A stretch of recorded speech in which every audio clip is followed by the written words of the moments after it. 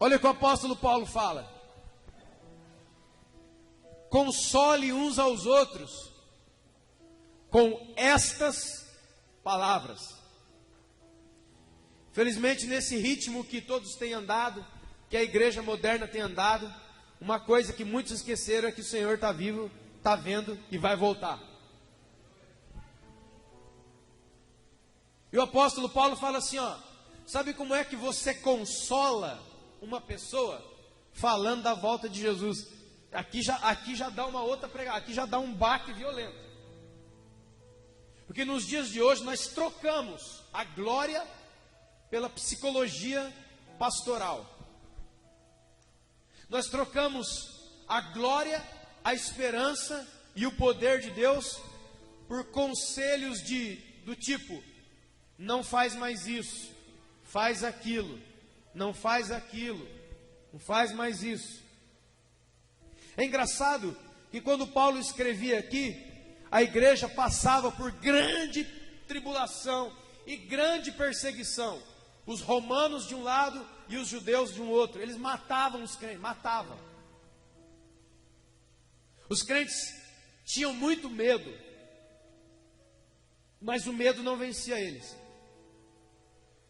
Havia uma perseguição ferrenha e mortal, perseguição de morte. Toda semana sumia um membro da igreja, mas não é porque ele desviou, é porque ele mudou de ministério, não, é porque mataram ele. Já pensou, irmão, como é que é evangelizar nessa época? Ô irmão, pega o folheto: ô querido, tudo bem? Queria te convidar, cara, aí na nossa igreja, em nome de Jesus. É aqui no centro de Tessalônica. Vai lá, que a gente está com poucas pessoas lá para tocar. Vai lá. Aí o Vandão, a pessoa perguntaria: mas por que está com pouca pessoa? É porque os músicos que a gente tinha prenderam e mataram na semana passada. Você não quer se converter, não? Você não quer ir lá tocar para nós? Como era diferente do dia de hoje, né? Venha que Jesus vai te dar isso, venha que Jesus vai te dar aquilo, venha que Jesus vai te dar marido, venha que Jesus vai te dar esposa, venha que Jesus vai te dar bicicleta, geladeira, fogão, casa, viagem. E lá naquela época: venha, você pode morrer. Por isso que eles eram. Mas eles, como nós, tinham muitas tristezas. Você pensa que problema da vida é uma coisa de agora? Não, irmão. Desde que o homem colocou um dos seus pés para fora do jardim do Éden, entrou na humanidade uma coisa chamada problema. Quantos estão entendendo? Problema não é você que tem. O apóstolo Pedro já dizia: não estranhe a tribulação que há no meio de vós, destinado a provar a vida de vocês, e saibam que os seus irmãos ao redor do mundo inteiro também passam pelas mesmas dificuldades. Para de achar que você é o centro do universo. Essas pessoas aqui também tinham problema no casamento, essas pessoas também tinham problema com o emprego, essas pessoas também tinham problema com o dinheiro, pessoas que morreram, eles tinham todos os problemas que nós temos agora. E aí o apóstolo Paulo fala assim, ó: tem alguém triste, tem alguém cabisbaixo, tem alguém querendo desistir? Fale a ele que Jesus vai voltar. Aqui, ó. Consolem uns aos outros com essas palavras. Capítulo 5, versículo 11. Consolem e edifiquem uns aos outros com essas palavras. Que palavras? O que é essas palavras? É essas palavras que eu acabei de ler junto com você. Jesus voltará. Jesus voltará. Então isso já dá um choque na maneira de nós vivermos hoje. Hoje você pega um monte de gente decepcionada, entristecida, sei lá com o quê. E aí você, ao invés de chegar lá e falar: oh, vocês estão assim, vocês estão assados, está desanimado, senta aí, que eu vou lembrar vocês que o Senhor voltará. Não. Ô irmão, que isso? Você está triste. Você está triste porque você não toca mais violão. Você está triste que você não está pregando mais. Você está triste que você não é mais diácono. Você está triste que não sei o quê. Não, mas eu vou falar com ele. Eu vou arrumar outro, sabe? E aí você vicia e envenena as pessoas. E quanto mais carne você dá para alguém, mais carne ele quer comer. Quanto mais do Espírito Deus dá, mais do Espírito ele vai querer. Então isso aqui é fenomenal. O que está dizendo? Não importa os problemas, as dificuldades, as dores, o choro que alguém possa ter. Como é que cura um verdadeiro cristão nascido de novo? Fale e lembre ele que o Senhor vem aí.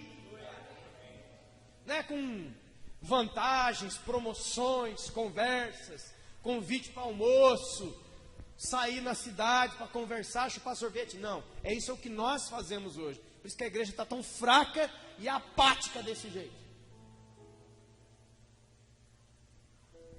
A palavra arrebatamento vem de uma palavra grega, harpazo, que significa raptar, tomar abruptamente. Sabe o que é tomar abruptamente? Fazer isso aqui, ó, tomar a força. A raiz fala de arrancar da terra. Então arrebatamento não é uma coisa, vamos subindo, pessoal, uma escada rolante do shopping, tanana, tanana. Uma música de bossa nova tocando e a escada rolante subindo. Tanana, tanana, tanana. Não. É. Muito interessante, porque isso aqui se torna para nós o gerador de esperança. Escute, isso aqui é o gerador de fé, é o gerador de esperança, é o gerador de unção, é o gerador de tudo. Isso aqui, essa notícia, esse conhecimento, que Jesus vem arrebatar a igreja, Ele vem tirar a igreja. O que é arrebatamento? Como diz aqui, num momento, o Senhor vem e Ele toma, Ele arranca da terra aqueles que são seus. Ele leva embora. Isso aqui não é coisa nova. Lembra de Enoque? Gênesis capítulo 5, Enoque, ele foi transladado, ele foi arrebatado. Lembra de Elias? Ele foi arrebatado. Lembra de Jesus?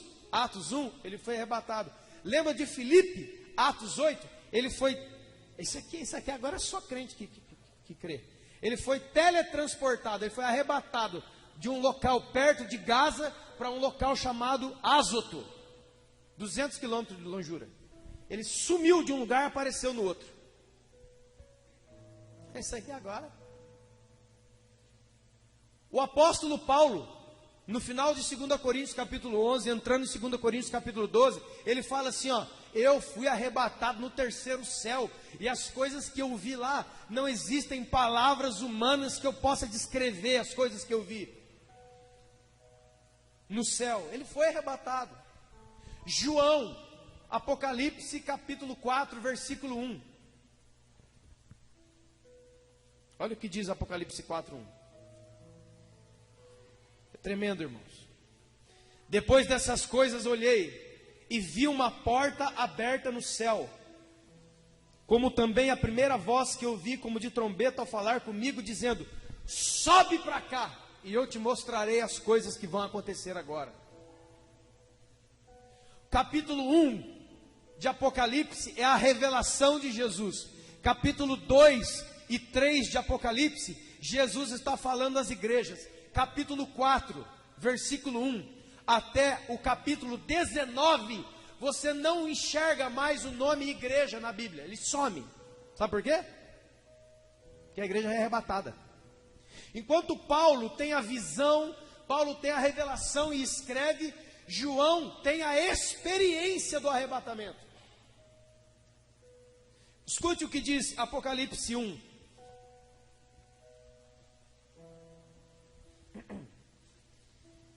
Apocalipse 1, 19. Escreve estas coisas, preste atenção, irmão, em nome de Jesus, nas palavras. Jesus está falando para João: escreve as coisas que você viu, as coisas que são e as coisas que vão acontecer, passado, presente e futuro. Apocalipse é isso, passado, presente e futuro. Quando Jesus, em Apocalipse 2 e Apocalipse 3, Jesus está falando com a igreja, ele estava falando com as 7 igrejas da Ásia, da época de João. Mas as 7 igrejas da Ásia também são igrejas que viriam no futuro, como tempos de igreja. E nós estamos vivendo justamente a última. A igreja de Laodiceia é o tempo que nós estamos. E a igreja de Laodiceia é o quê? Ela é a última. A igreja de Laodiceia é a última igreja. No tempo de Deus, nós estamos justamente, exatamente no que eu falei na semana passada, no tempo do fim, no tempo da última igreja.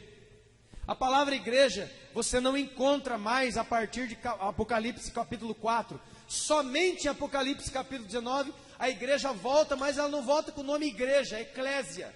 Ela volta com o nome noiva. Sabe por quê? Porque ela vai casar. Aí tem um cara falou aí, né? Tem gente que perde a chance de ficar quieto, né, irmão? Cara muito famoso falando abobrinha. E um monte de jovens e um monte de gente dando risada e repetindo isso, que eu já ouvi essa conversa aqui dentro. Tive que dar uma nos adolescentes não, nos jovens aí. A conversa era a seguinte: preste atenção nessa heresia do inferno. Jesus é que é inteligente, que ele veio, fez milagres, não sei o quê, ele foi até na cruz, mas casar ele não casou. Isso é uma heresia destruidora, infernal, porque isso é mentira. E aí tem um monte de jovens repetindo isso. Eu tô na de Jesus, eu fico e cato todo mundo, mas eu não caso com ninguém. São pilantra, são sem vergonha, safado. Isso não é bíblico. Como que Jesus não casa com ninguém? Você está lendo que Bíblia? O casamento dele está marcado com você e comigo. Nós somos a noiva.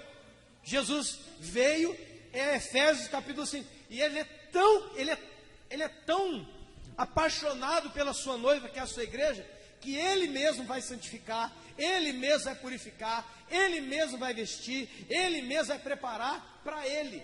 Apocalipse 19 é isso, é as bodas, o casamento do Cordeiro com a igreja.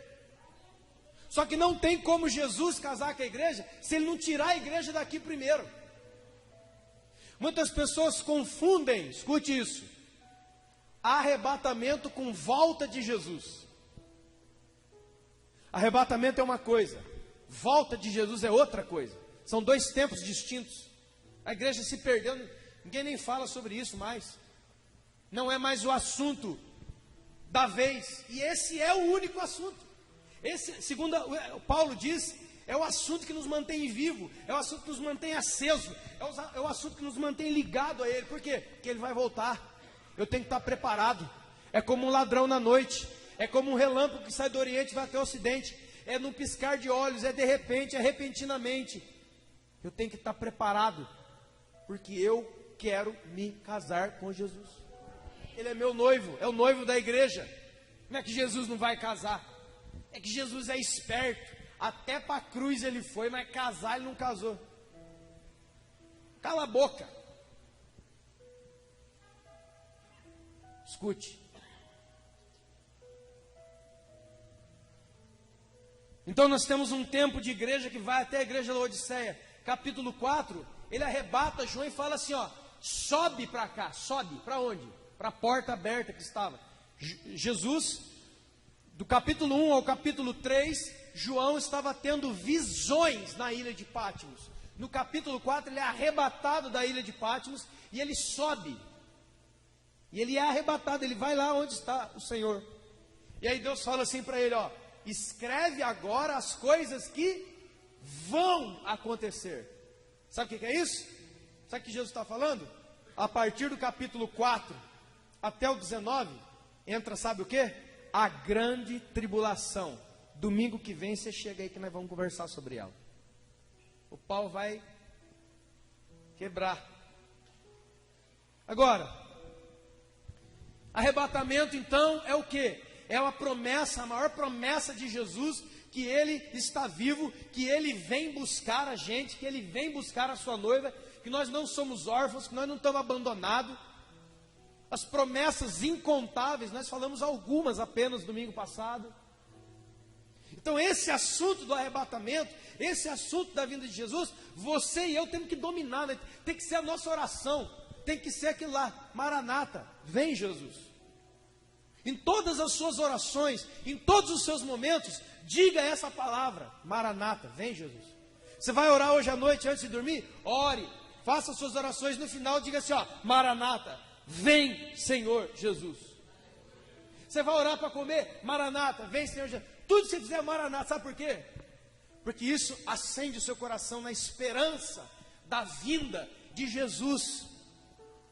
E essa vinda não é qualquer coisa, ele está vindo aí. Escute. Vamos para Tessalonicenses 4,16 e vamos ver como será isso.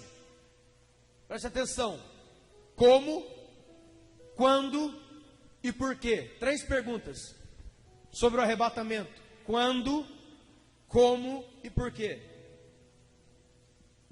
Tessalonicenses, por favor, capítulo 4, verso 16. Como? Primeira coisa, como que vai ser esse arrebatamento? Primeira frase. Vamos, irmão, lê junto comigo, medite junto comigo. A Bíblia diz assim: porquanto o Senhor mesmo, primeira coisa, quem vai vir não é anjo, quem vai vir não é arcanjo, quem vai vir não é não sei quem do céu, é o próprio Jesus que vem. Sabe o que é isso? Uma honra que nós não temos ideia do que é. Quem vem buscar você não é não sei quem, não, quem vem buscar é Ele. Porquanto o Senhor mesmo.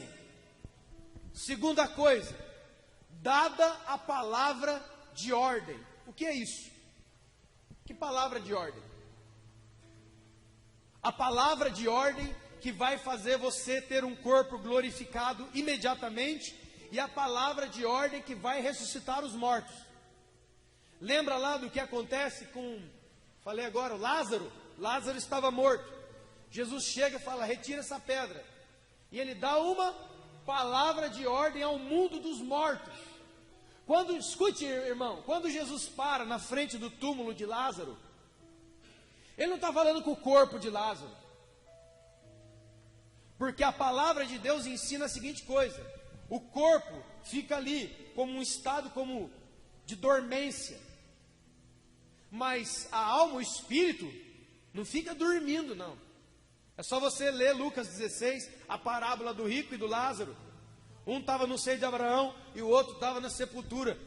Eles falavam, eles interagiam, eles lembravam. A palavra de Deus não ensina sobre um sono quando alguém está morrendo. Tem ninguém dormindo. A palavra dormir é simplesmente uma referência àqueles que morreram. Mas nem de verdade e finalmente eles morreram. Então quando Lázaro chega diante daquele túmulo, ele não está falando com um corpo que não tinha ninguém dentro. Ele fala a dimensão espiritual onde estava Lázaro. Lázaro não estava ali. Então quando ele chega e fala, ele dá a palavra de ordem: Lázaro, vem! O espírito volta, a alma volta tudo no corpo de Lázaro. Mas Lázaro não estava ali, Lázaro estava na região dos mortos. Lázaro estava em outra dimensão. Jesus, a voz, a palavra de ordem, vai chamar aqueles que morreram de onde eles estão, do seio de Abraão, a vida. E a nós que estamos em carne, a nossa carne será transformada em glória para a gente subir. Por que vai ser transformada em glória para a gente subir? Porque Paulo, em 1 Coríntios capítulo 15, diz que a carne não pode herdar a incorruptibilidade. Sabe o que Paulo diz lá? É necessário que esse corpo corruptível se revista de incorruptibilidade. E este corpo que é mortal se revista de imortalidade para você poder subir. Então a palavra de ordem, isso aqui é um termo militar, é justamente isso. Jesus chegando e dando uma ordem nas duas dimensões, onde estão o mundo dos mortos e o mundo dos vivos. Tanto ele chama os mortos para vir com ele, quando ele dá uma ordem, os vivos sobem. Isso aqui é violência, isso aqui é coisa tremenda. Olha o que diz João 5:25.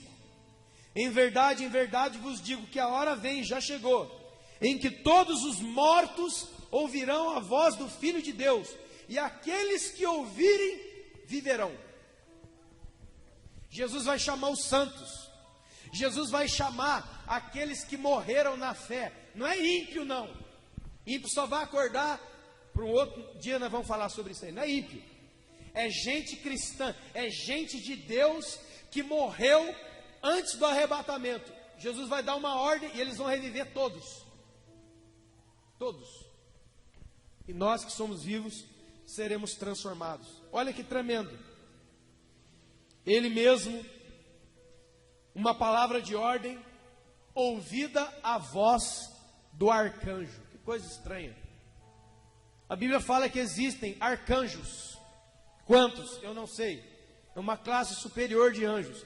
A Bíblia cita apenas o nome de um só, o arcanjo Miguel. Cita lá em Judas, cita em Apocalipse, cita no livro de Daniel. É interessante que o texto começa Jesus falando: eu mesmo vou buscar a igreja. Por que esse arcanjo está aqui no meio? O que esse cara está fazendo? A Bíblia não diz que ele vem buscar ninguém. Mas quando Jesus aparece e dá a palavra de ordem, ele também vem. Sabe por quê, irmãos? Escuta aqui o que diz aqui, ó. Daniel 12:1. No tempo do fim se levantará Miguel, o grande príncipe, defensor dos filhos do teu povo, e haverá tempo de angústia, a qual nunca houve e nem nunca haverá, desde que houve nação até esse tempo. E aí será salvo o teu povo e todo aquele que for achado escrito no livro da vida. Sabe o que é isso? Quando a igreja é arrebatada, começa o período da grande tribulação de todos aqueles que não foram arrebatados, e principalmente da nação de Israel. E nesse tempo todas as nações da terra se levantarão contra Israel. Vai levantar o anticristo, vai levantar o tempo da apostasia, irmão, o inferno vai aparecer. E Miguel tem que estar aqui, sabe por quê? Porque ele precisa defender Israel. Olha a profecia de Daniel aqui, ó. Nesse tempo, que tempo? Esse, o tempo do fim, o tempo de grandes dores, grandes angústias, como nunca houve. Está falando do quê? Da grande tribulação. Nesse tempo se levantará Miguel, o grande príncipe, o defensor da nação de Israel, que vai precisar estar aí. Então ele aparece junto. Olha, irmãos, que coisa. Isso aqui é coisa tremenda. Quarta coisa, ressoar da trombeta de Deus. Primeiro, essa trombeta vai declarar o fim do tempo da graça. Acabou, não tem graça mais não. Vai ficar bem sem graça, inclusive. E essa trombeta é um símbolo bíblico, porque você vai ao Antigo Testamento, você vai ver muitas e muitas passagens falando de trombetas. Mas especialmente as trombetas eram para duas coisas. Primeira, para dar um toque chamado o toque da rebate, que é um toque repicado, que congregava todas as tribos de Israel, para duas coisas, para três coisas: para sacrificarem ao Senhor, para irem à guerra e para fazerem as colheitas. A primeira colheita de Israel é a colheita da cevada, logo após as primeiras chuvas. Olha que coisa tremenda. O que tem a ver uma coisa com a outra? Quando vai, naquele tempo, em Israel, como é que era feito? Os lavradores saíam primeiro. Os lavradores iam para o campo e eles marcavam dentro daquela plantação com um fitilho vermelho, alguma coisa. Eles marcavam, faziam marcações dentro da plantação, aonde é que a plantação estava pronta para ser colhida, onde é que o fruto estava maduro. E depois eles voltavam.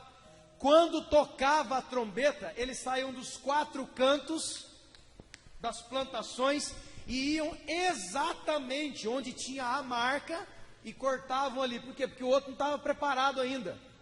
O que nos fala, irmãos? Lembra o que a Bíblia diz? Que nós estamos selados, marcados pelo Espírito Santo para aquele grande dia. Jesus, é inúmeras as passagens que ele trata sobre colheita, celeiro, trigo. Sabe qual que é a segunda colheita? Qual que era a segunda colheita de Israel? A colheita do trigo. Sabe como é que colhe trigo? Você corta. Sabe onde é que vai ser essa colheita? No meio da grande tribulação. Só sai da grande tribulação para a salvação quem passar pela morte. Não vai ter esse negócio de aceitar Jesus de boa, não. E a última colheita é a colheita das uvas, que era feita no lagar, e a uva era amassada com o pé assim, para sair o vinho. Sabe quem que é a uva? É a Israel. É a última a se converter. Vai sofrer muito Israel ainda, irmãos. Vai sofrer muito. Mas você e eu, não. Porque Jesus vai tirar a igreja primeiro. Eu sei que tem muitas pessoas que acreditam que nós vamos passar para a grande tribulação, mas nós não vamos. A Bíblia não diz isso. Jesus precisa retirar a igreja primeiro, para que ele possa estabelecer o tempo de juízo sobre a terra. A igreja não pode estar aqui. Leia Apocalipse 1, 2, 3. Quando começa a grande tribulação, a primeira coisa que Jesus faz é tomar a igreja e levar para as bodas do Cordeiro. Enquanto por 7 anos, como antigamente era em 7 dias, nós estaremos na festa do nosso casamento com o Senhor, aqui na terra, vai ser a festa do diabo. E o bicho vai pegar. Semana que vem a gente fala um pouco sobre isso aí. Essa trombeta, ela fala de um toque, de um ajuntamento específico do povo. Agora é interessante isso. Não é uma trombeta para eu e você ouvirmos e dizer, aqui o Senhor, não esquece de mim aqui, com a mão levantada, não. É uma trombeta no céu. Ela é uma trombeta de aviso para os ceifeiros. Lembra lá em Mateus 25? Os ceifeiros são quem? São os anjos, que vão ser liberados, e aqueles que tiverem a marca do Cordeiro, eles vão. Lembra da colheita? Você está pronto? Você está maduro? Você é cevada madura? O Espírito Santo pode marcar você hoje, que você está maduro para ser arrebatado, ou você está verde? E olha, é incrível. Sabe como é que se fazia o processamento da cevada? Era com aquele garfo chamado tríbulo. Então você dá com aquilo lá no meio da cevada e joga a cevada para cima, porque a casca da cevada precisa se separar do fruto. Essa casca aqui, ó, vai ser jogada para cima. O vento vai bater, só sobe o fruto, a casca fica. O arrebatamento da igreja.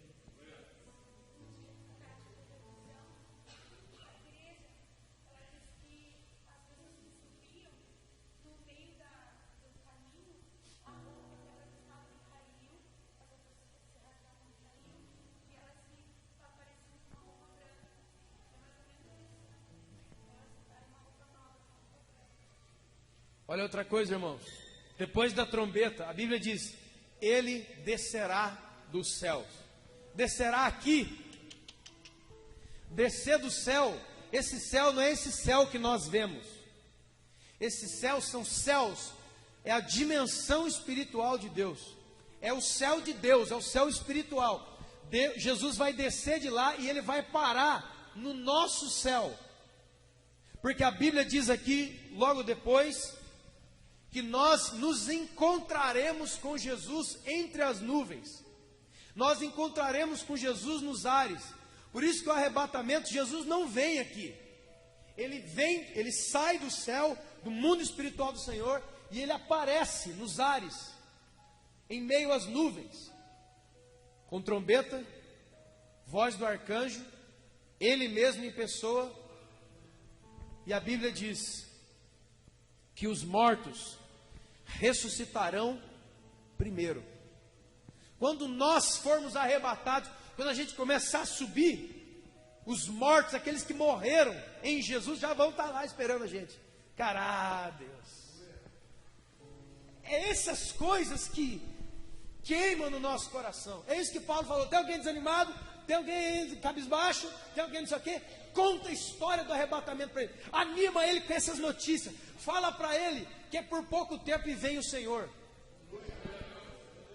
Que vai resolver, se ele é cristão, vai resolver o problema dele.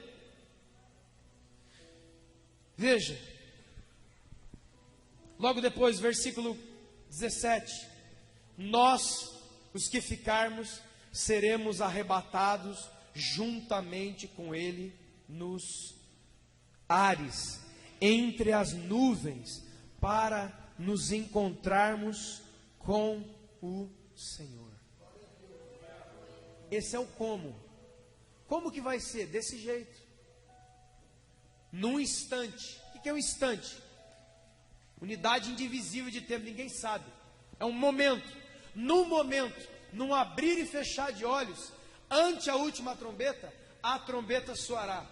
Os mortos ressuscitarão primeiro, e nós que estamos vivos seremos transformados, porque é necessário que este corpo corruptível se revista de incorruptibilidade, e esse corpo que é mortal se revista de imortalidade, para que se cumpra a palavra que está escrita: tragada foi a morte na vitória. Onde está a morte? Ao seu aguilhão. Cadê o seu poder, morte? Não tem mais, acabou. Jesus vem e ele vem passando, como diz ele vem passando a espada em toda essa questão, irmão. Acabou o poder da morte. Ele faz uma pergunta: aonde que está? Ele faz uma pergunta para a morte: ô morte, cadê o seu poder? Cadê o seu aguilhão? Aguilhão da morte é o pecado. Agora acabou, não vai ter mais. Porque aqueles que morreram antes, eu vou trazer vivos, e os vivos eu vou transformar. Vou subir com todos, com toda a minha igreja reunida. Não vai ficar ninguém para trás. Só vai ficar para trás quem não está se cuidando. Só vai ficar para trás quem não está colocando óleo nas suas botijas. Aquele que não cuida do seu amadurecimento espiritual. Esse não vai poder ser levado porque ele não está maduro. E não há colheita onde não há o amadurecimento do fruto. Jesus não é alguém que colhe frutos verdes. Quantos estão entendendo, irmãos?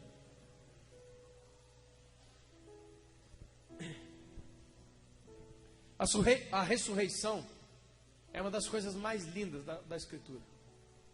Jesus está falando assim, ó: eu sou a ressurreição e a vida. Aquele que crê em mim, ainda que morra, viverá. Sabe o que é isso? Se você crer em Jesus, entregar a sua vida e viver por Ele, não há mais morte para você. Há um sono, há um tempo para o seu corpo dentro de uma sepultura, mas de verdade você não está morto. Porque enquanto o seu corpo está debaixo da terra, o seu espírito está num lugar chamado seio de Abraão, esperando e aguardando o momento da trombeta tocar e ouvir a voz de Jesus: venham! Muitos, talvez de nós, não sabemos, ninguém sabe a hora nem o dia, conheceremos isso daí, nós estaremos lá, mas não importa, lá ou aqui, já não importa mais onde é que eu estou, porque Deus em Cristo Jesus me deu vida eterna. Se eu estiver lá ou se eu estiver aqui, eu vou ouvir a palavra da ordem, e a palavra da ordem é: venham, benditos do meu Pai. Venham, agora. Você vai ouvir, irmão, onde você estiver, a voz do pastor. Por isso que a Bíblia diz em João 10, eu sou o bom pastor, as minhas ovelhas ouvem a minha voz, ouvirão quando eu chamá-las, elas vão vir. A Bíblia diz que o mar vai dar os seus mortos, a terra, todos aqueles que nele estão. Aonde é que tiver uma pessoa que morreu em Cristo Jesus, a palavra de ordem, de poder do Senhor vai chamá-lo de volta, e ele vai aparecer nos ares, e ele vai entrar para as bodas do Cordeiro. Quando? 1 Coríntios 15, 52. No abrir e fechar de olhos. 1 Tessalonicenses 5. A Bíblia diz que repentinamente vem o vosso Senhor. 2 Tessalonicenses. Agora eu gostaria que você abrisse, por favor. 2 aos Tessalonicenses. Quando? No abrir e fechar de olhos. Quando? Repentinamente. Quando? Antes da grande tribulação, da apostasia e da revelação do homem da iniquidade, o anticristo. A igreja vai ser arrebatada antes. Eu sei que tem um monte de gente que crê que é depois, mas não há pressuposto bíblico para isso. Não há. A não ser um, que é uma péssima interpretação do texto bíblico, que é 2 Tessalonicenses capítulo 2. 2 aos Tessalonicenses capítulo 2. Escute, irmãos, presta atenção, 2 aos Tessalonicenses. Paulo escreveu a primeira aos Tessalonicenses. Você leu junto comigo, capítulo 4. Em 1 aos Tessalonicenses, ele está ensinando os irmãos sobre o arrebatamento e sobre as últimas coisas. Aí ele manda uma segunda carta, 2 aos Tessalonicenses. Por que que ele manda? Presta atenção, por quê? Irmãos, no que diz respeito à vinda de nosso Senhor e a nossa reunião com Ele, nós exortamos vocês que não se removam dos seus pensamentos com facilidade, nem se perturbem por espírito, palavra ou carta que viesse de nós, acreditando que o dia do Senhor já, Tessalonicenses, espírito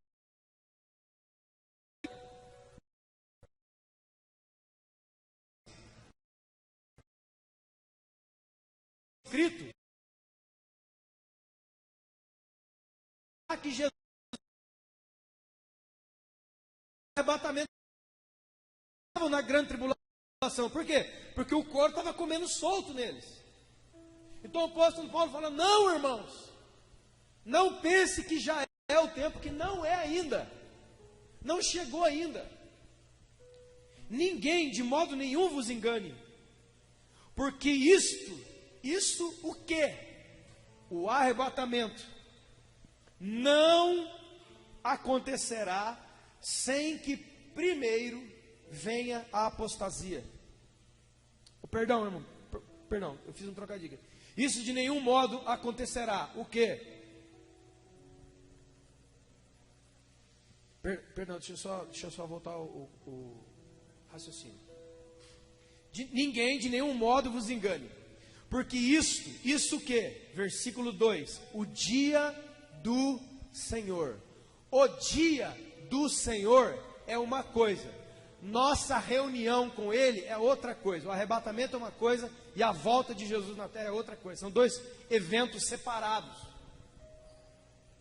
Então o apóstolo Paulo está falando: Jesus não virá aqui, Jesus não pisará novamente nessa terra sem que antes não venha a apostasia,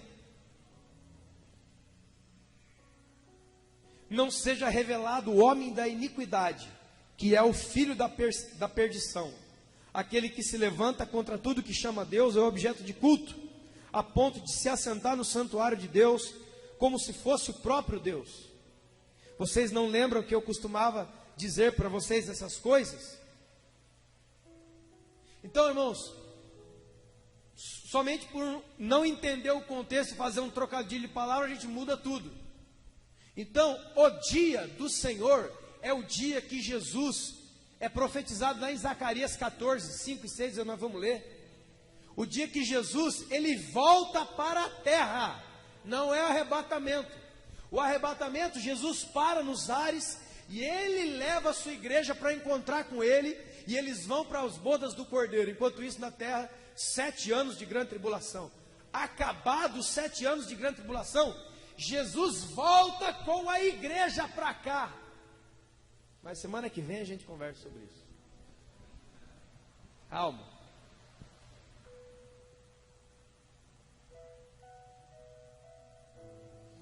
Zacarias 14, 4 e 5. Olha só. Naquele dia, o dia do Senhor, estarão os seus pés sobre o monte das oliveiras, que está de frente de Jerusalém por oriente. O monte das oliveiras será partido no meio, para o oriente e para o ocidente, e haverá um vale muito grande. Metade do monte se apartará para o norte, e outra metade para o sul. Fugireis pelos vales e pelos montes, porque o vale dos montes chegará até Azal. Sim, vocês fugirão, está falando para Israel, como fugiram do terremoto nos dias de Uzias, rei de Judá. Então virá o Senhor meu Deus, e o quê? E todos os santos com ele. 1 Tessalonicenses 3,11, Coríntios 1,8, e muitas outras passagens, dizem claramente que quando Jesus voltar, quando ele voltar para a terra, ele não volta sozinho, ele volta casado, ele volta com os santos, ele volta com a gente vai voltar, mas com a aliança na mão, casadíssimos com Jesus. Nós vamos voltar para quê? Para derrotar o anticristo. Vai ter pancadaria, é gostoso, eu quero é quebrar o pau, eu quero é me acabar nessa briga. Estava falando para uns irmãos, ai pastor, credo não, é credo não, já vou pedir para Jesus 2 espadas de fogo, samurai desse tamanho, uma armadura, que eu quero é cair no meio, irmão. Onde que estão os inimigos ali? Eu vou é pular. Semana que vem nós vamos conversar sobre as 2 guerras que vão ter, onde nós lutaremos. Olha que coisa, irmãos, onde nós não somente viremos governar e governaremos com o Senhor nos 1000 anos que vão vir, mas nós também lutaremos ao lado dele. É aquela passagem que você vê lá em Apocalipse, que ele está sentado num cavalo branco, seus olhos são como chama de fogo, seu rosto como o sol do meio-dia, seus pés são como latão reluzente, ele está vestido da altura do peito até embaixo, com um linho branco, puro, cingido ao peito com ouro. A sua voz é como voz de muitas águas, da sua boca sai uma espada afiada, e na sua coxa está escrito o quê? Rei dos reis e Senhor dos senhores, e o seu nome é a palavra de Deus. Ele está montado no seu cavalo, e atrás dele os exércitos de Deus. Eu vou estar lá. É por isso que não dá para desistir, irmão. Por isso que não dá para amolecer na fé. Ai, então estava, porque se você é um cristão, se você seu coração será aceso com essas palavras. Está escrito na Bíblia. Então eu vou ter que jogar isso aqui fora. Que palavra? Deus, minha esperança está voltando para mim, pelo conhecimento, que mesmo que eu esteja morto, eu ouvirei lá do mundo dos mortos a tua voz. Sua voz vai cruzar as dimensões espirituais, e lá onde eu estiver, lá ou aqui, eu ouvirei a trombeta, e eu ouvirei a voz do Senhor falando: vem que chegou a hora, é agora. Vamos quebrar o pau, é glória, eu quero ser. Olha, irmão, Deus é a benção, Deus é maravilhoso. Ele vem, Ele nos chama desse jeito. Isso aqui parece filme de Hollywood. Nós entramos num casamento com Ele, Ele vai beber o suco da videira de novo. Ele falou: jamais tomarei novamente do suco dessa videira, até que se cumpra no reino do meu Pai. Sabe o que diz lá? Que você e eu, irmãos, meu Deus do céu, nós vamos sentar ao redor da mesa, e o próprio Senhor te servirá. E aí, vale a pena ou não, irmão? Quer amolecer? Amolece de uma vez. Porque não é possível. Eu não sei mais o que tem que acontecer para acordar os crentes. Eu não sei mais o que nós temos que fazer malabarismo, ficar soprando fogo, essa coisa toda, descendo aqui naquela fita, circo, nego rolando bola, animal, leão. O que nós temos que colocar aqui? Mas eu creio nessa palavra. É aqui, irmão, é aqui que o Espírito Santo trabalha, e ele acende meu coração, porque Jesus vem me buscar, e eu vou me casar com Deus. Oh, glória! Não sei como que acontece isso. Então, se você está desanimado, você estava meia boca hoje, você fala: Deus, eu vou entrar nisso aí. Pode chover pedra na minha cabeça. Por que esses cristãos, irmão, não faz sentido? Por que essas pessoas enfrentavam a morte? Por que Estevão não sai correndo? Por que Estevão não saiu correndo? Por que Estevão, aquele jovem diácono, um jovem, vida inteira pela frente, por que ele ajoelhou? Por que ele não sai correndo? Por que ele aceita a morte e ainda perdoa a pessoa que está apedrejando ele? O que é que eles viviam que nós não vivemos? O que é que ele viu? O que ele provou? Que Bíblia que ele leu? Que livro que ele leu? Que canção que ele tocou? Que dava esse poder tão violento para ele? Qual é o poder de enfrentar a morte sem medo? O diabo é muito astuto, mas os dias dele estão contados na terra também. Ele fica nos enganando com truques.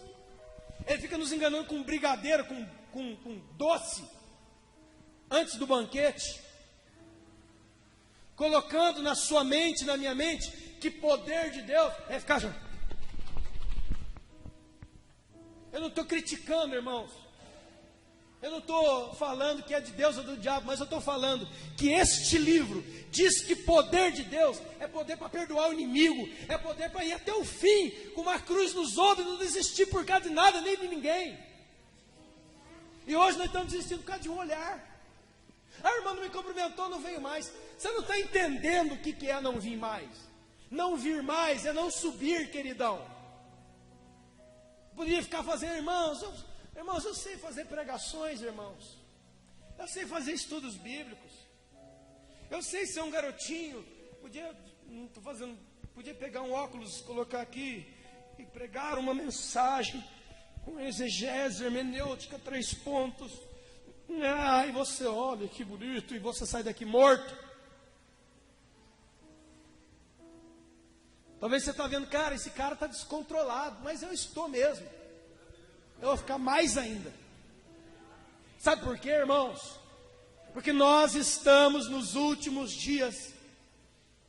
E muitos já têm enfraquecido. O amor de muitos tem se esfriado. De muitos. Isso não é daqui a 10, 20 anos, não. Já, hoje, aqui, essa noite, tem pessoa aqui dentro cujo coração está apagado. E a gente não está se dando conta do que é que a gente se meteu. O que é Jesus? Jesus é congregado numa igreja. Não, cara. Jesus é eternidade, meu irmão. Jesus é glória, Jesus é poder, Jesus é força. O seu Jesus não é aquele que está pendurado no madeiro, mas não.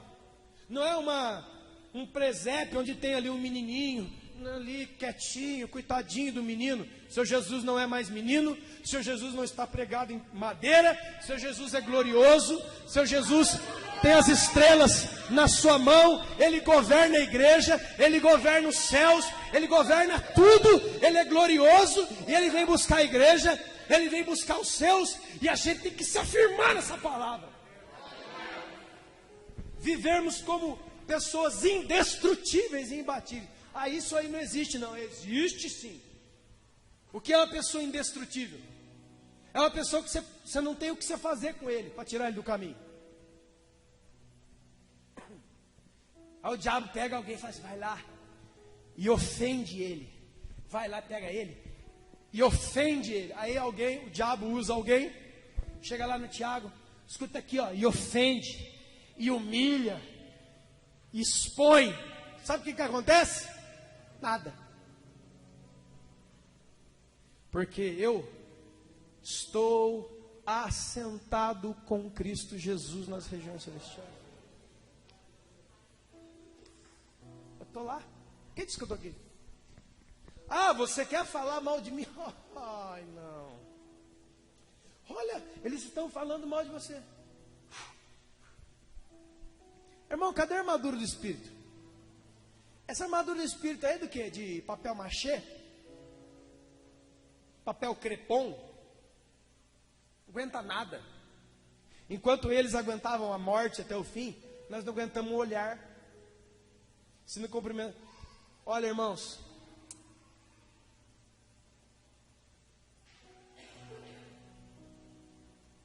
Mas dá uma tristeza no meu coração, uma tristeza, uma indignação de saber que Jesus disse assim, ó: edificarei a minha igreja e as portas do inferno. Aí tem o crente, fizeram uma coma para mim. Faz 10, mataram um frango.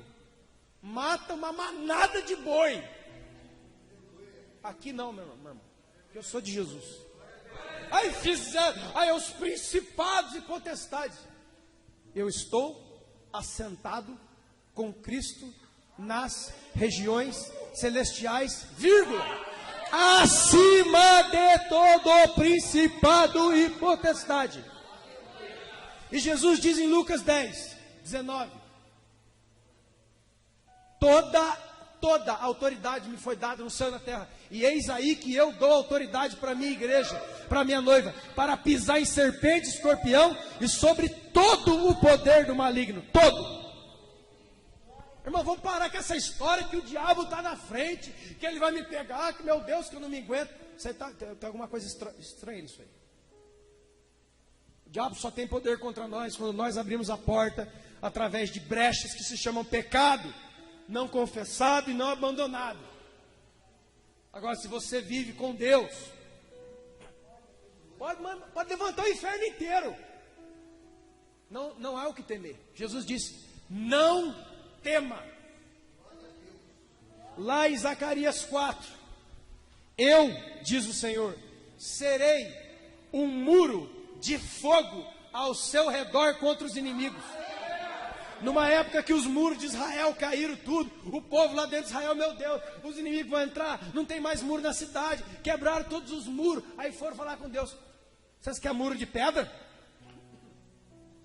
Vocês querem portão de madeira? Não precisa. Clama a mim, vive diante de mim, porque eu serei para vós um muro de fogo. Não é muro de pedra e porta de madeira, é muro de fogo, irmão. O problema é que a gente vai esfriando e vai se esquecendo da glória que nos foi dada, da glória, da honra a Deus, de uma glória tão sublime, uma coisa tão grande, tão linda que nos foi dada. Parece que não está valendo mais nada. Tudo bem, pastor? Legal.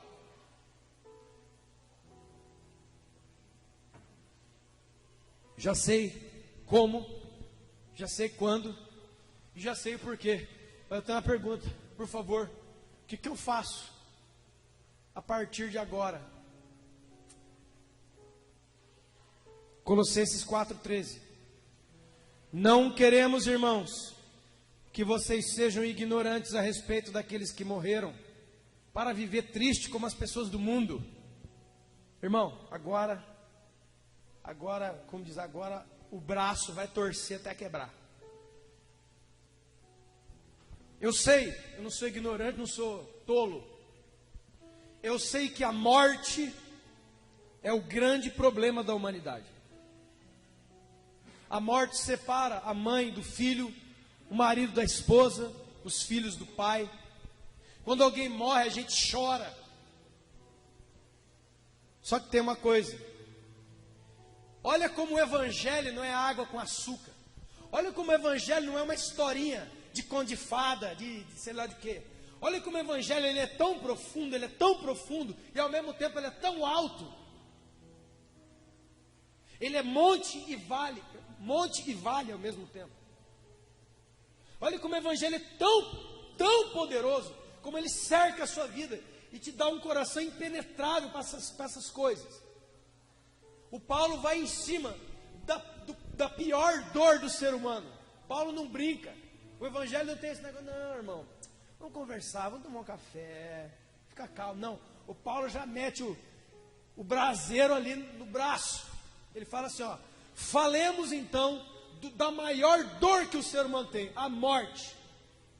Pare de ficar triste com isso. Porque se você crê em Jesus, e o seu parente, e o seu querido amigo, pai, amigo, filho, irmão, esposa, marido, alguém que você ama muito morreu, só chore se ele morreu sem Jesus. Aí é para chorar. Se ele morreu com Jesus, vai lá e dá um tapinha no caixão e fala: Daqui a pouco nós estamos juntos, hein? Porque os mortos ressuscitarão primeiro, e nós que estamos vivos seremos transformados. Você tem alguém na sua vida que morreu com Jesus? Se você sentiu muito, não sinta. Já já vamos estar todo mundo junto, na glória, no poder. Aí vai se cumprir aquilo que diz lá em Apocalipse: e Ele mesmo enxugará dos nossos olhos toda lágrima. Já não haverá dor e nem haverá mais morte, porque essas coisas vão ter passado. Olha onde que ele entra. Porque se vocês vivem triste, é porque vocês não têm esperança. O que eu faço com tudo isso do arrebatamento de volta de Jesus? Turbina a sua esperança. Que esperança? Que Ele vem, que eu vou, e que se alguém foi antes de mim, eu o encontrarei de novo. Isso aqui é papo. Isso aqui vence muita coisa. Colossenses, 1 Tessalonicenses 5,11. Console uns aos outros com essas palavras. Qual? Você conhece algum irmão desanimado? Você está desanimado? Você está lá, sei lá o que você está. É com isso aqui, ó. Porque isso aqui é muito sério. Se você verdadeiramente é um cristão que nasceu da água e do Espírito, o seu Espírito vai responder ao Evangelho. Porque o Evangelho é a palavra da ordem do Senhor. Lembra de Davi? Por que está abatida, ó minha alma? Espera em alegra. Espera a esperança. Sabe o que é o negócio aqui? Davi está falando de uma oração tão forte, de um nível espiritual tão forte, onde ele está dizendo assim, é o espírito dele perguntando para a alma. Olha que coisa de louco. O espírito de Davi perguntando: ei alma, por que você está abatida? Levanta, eu te dou uma ordem. Eu dou uma ordem para quê? A minha própria alma. Sabe o que a gente tem que começar a fazer, irmão?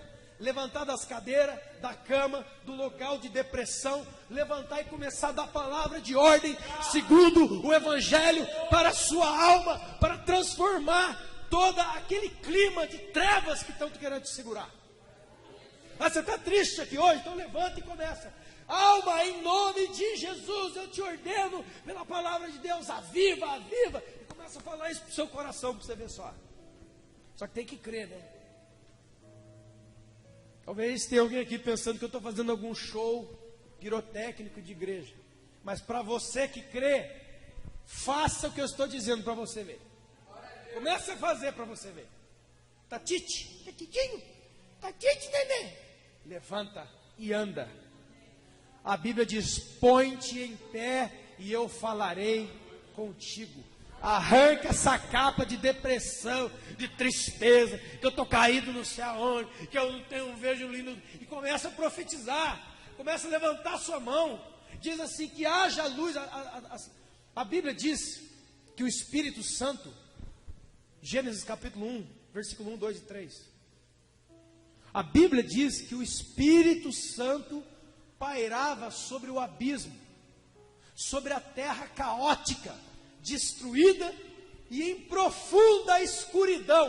Você está assim hoje? Você está quebradinho? Você está tristinho? Mas o Espírito Santo paira sobre você. Versículo 3: e disse Deus: haja luz, e houve. Não importa como você está, irmão, o Espírito Santo, ele paira sobre você. É só utilizar o poder da palavra de Deus. Que haja luz. E começa a profetizar. E começa a dar palavras de ordem. Palavra de ordem não é um tipo de feitiçaria. São as palavras, as promessas de Deus. Você vai ver. É como aquele negócio. Como é que chama aquele negócio de médico? Que dá um choque. Desfibrilador. Está ali um corpo morto. Vem eles, passam um gel, fazem assim, ó. Vai de novo. Vai de novo. Puf, tá. É isso aí. Essa é a palavra do Senhor. Encosta isso no seu peito e liga. Haja luz. Pum. Deu na primeira.